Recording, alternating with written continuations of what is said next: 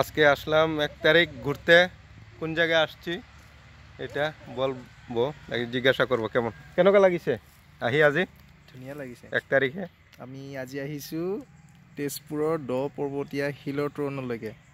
এইটো হৈছে অসমৰ সকলোতকৈ পুৰণি মানে কীৰ্তিচিহ্ন আৰু এইটো গুপ্ত ৰজাই বনাইছিলে খ্ৰীষ্টাব্দ 600 শতিকাত, প্ৰায় 600 শতিকাত। আজি প্ৰথম আমি আহিছোঁ, এতিয়া দেখাম আমি।